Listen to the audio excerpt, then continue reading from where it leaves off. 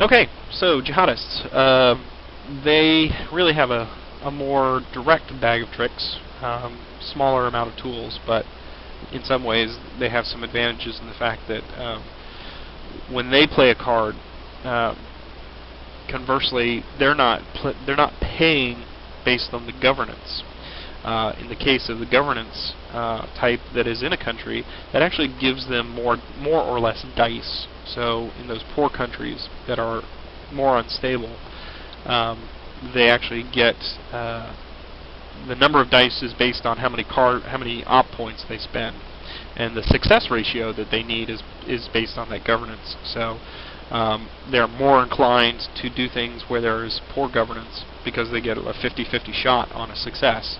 So if I play a 3-op card, whatever operation I'm doing in there, then I now have 3 dice to try to succeed in whatever I'm doing, and it's just usually dependent on getting at least 1 success, sometimes 2. So if I'm going to roll in a good country, where I only succeed on a 1, that's a lot harder for the jihadist player. So they're going to try to make sure that the playing field is more aligned to their needs, which is to make more countries poor and adversarial to the United States.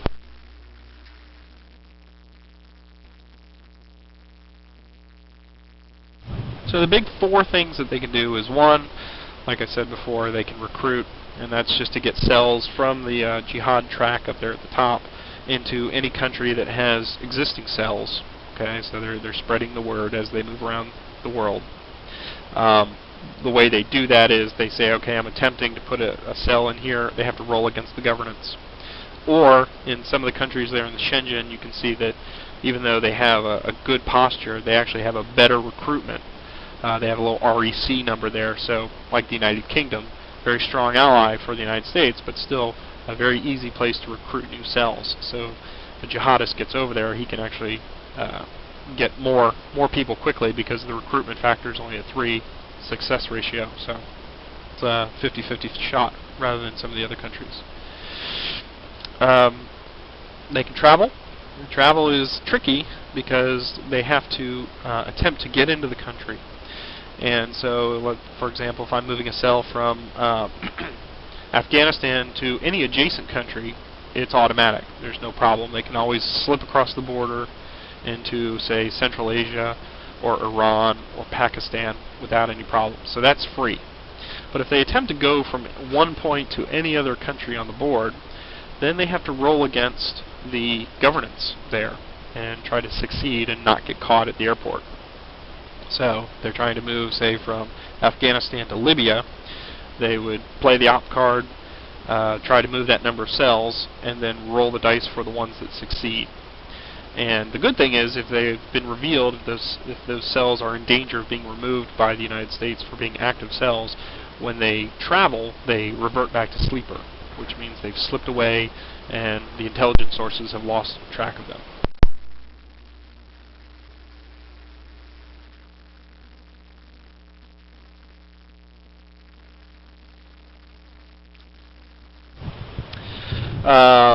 Plot, that is the next big tool in their arsenal, and that is what they're doing is they're kind of, establishing terror plots in a country, and the benefit of that for the jihadist player is it raises funding, so it proves that their cause is just, and they're getting the attention of other financial backers to improve their track, their money on the terrorist track, which they're going to need to do future plots. Also, it lowers the prestige if they can pull off, something significant in a country. That makes the U.S. look bad, and that lowers their prestige too.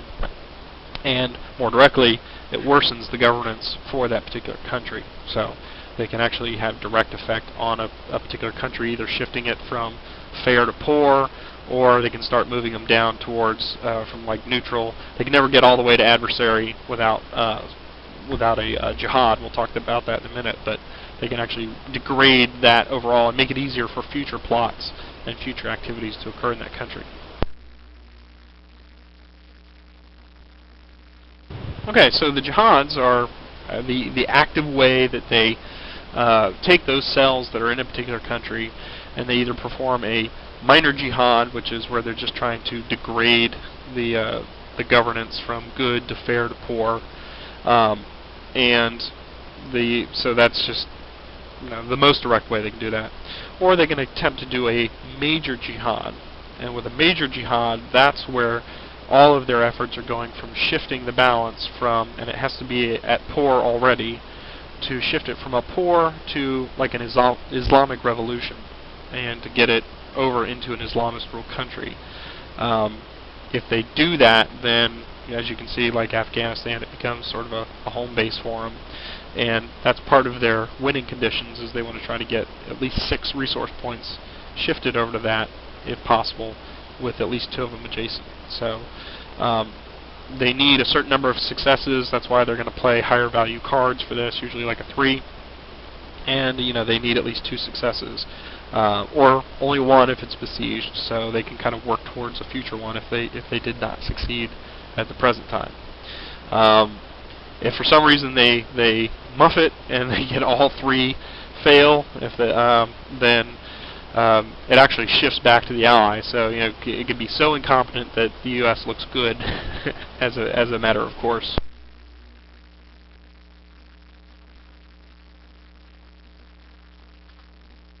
And that's pretty much the game.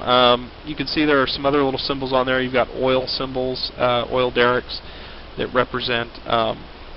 Here's a card in there called an oil price spike, which will allow those particular oil-producing nations to be worth double their resource points for a turn. So that is one way you can sort of get a quick victory if you control those by playing that card. You also see the little skull and crossbones out there, and that just reflects that those are known locations or known sources of chemical, nuclear, and biological weapons for the WMD plots.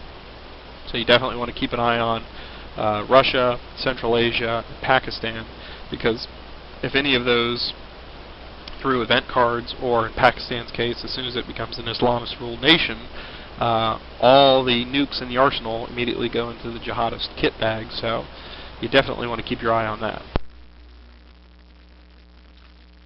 So what are the prerequisites for creating a weapon of mass destruction? Is it a sleeper cell has to be in that area? For Central Asia and Russia, there's an event card that says if you have sleeper cells in there, they kind of abscond with them in the night. Or with Central Asia, I think if you can get it down to like poor. I mean, each one of the events has some specific criteria. Pakistan is really the only one that is directly affected by, in order to get the arsenal, you actually have to convert it to an Islamist-ruled nation, and then they fall into your control. And once they're in your control, they're there until they are removed from through an alert. So that's part of the shell game that is playing the plots. You don't want to always just go in and say, "Ha, I'm putting this plot in the United States," and then have the person go, "Is that WMD?" And you go, "Well, yeah." And it's kind of that's where the trickery comes in as the jihadist player. You want to sort of do some subtle ones. The basic ones are worth 1, 2, and 3 points, which tell you if they succeed, how much damage they're going to do as far as the dice roll and things like that. So they can go from really insignificant to weapon of mass destruction. And the damage caused by the 1, 2, or 3. Why wouldn't you play 3 all the time? I know that the jihadist player gets to pick which one they want to play, right? Right. If it's yeah, and that's a really good point. I mean, some of them you just get when you draw, because you're actually going to have them all face down there.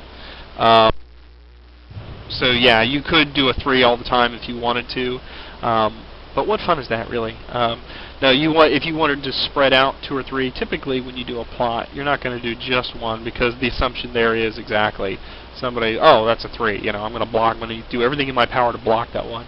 But if you can do 2 or 3 of them all at once, then you can get him out there, and then he has to pick. And if he picks, if he knows that there's possibly a WMD out there, you might want to have a 3 out there as well. So if he gets 1, then something still is significantly going to occur. But your plot values equal the number of ops card you played, right? That is correct. I'm double checking that here. No. What happens is you play the. Let's say I play a 3-op card, then I get 3 attempts at placing a plot. And so I have to make sure that I roll underneath the governance of the country. So if I have 3 chances and it's a 50-50 shot, there's possible that none of them may take root. In which case, you can put more than 1 out there. So if all 3 succeed, I could put a 1, 2, and a 3 out there, and they have to pick 1. If they try to alert it. So yeah, you can really load them up with multiple plots. Okay, because under the plot in the Jihadist player rate, it says plot number of cards, ops value or less. Yeah, see, even Jordan chimed in there. Ah, there you go. Okay, yeah. See, that shows you how often I do plots, right? Very nice. That's right, yeah. So in order to get to the 3, you'd have to play a 3-op card in there, but you'd still have to get the at least 1 success to get it. Yeah, that's right.